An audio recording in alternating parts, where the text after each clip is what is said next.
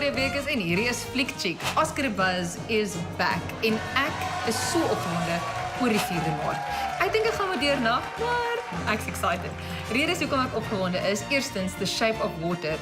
Hierdie film is die voorloper met 13 nominasies wat insluit beste film, beste regisseur, kostuumontwerp, cinematography, die lys hou aan en aan. En die ander 8 films wat genomineer is vir beste film sluit in Call Me By Your Name, Darkest Hour, Dunkirk, Get Out, Lady Bird, Phantom Thread, The Post en 3 Billboards Outside Ebbing, Missouri.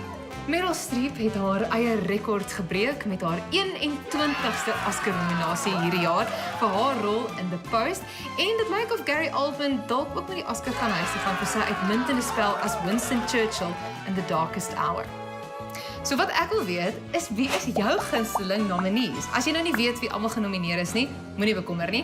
Ek gaan dit op al die sosiale media platforms van Flick Chick sit. Instagram, Facebook, Twitter, YouTube. Gaan kyk en laat weet my wie dink jy gaan wen.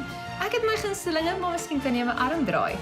Die 4de Maart gaan ek my pantoffels en my popcorn reg hê, want hierdie Flick Chick kyk die Oscars.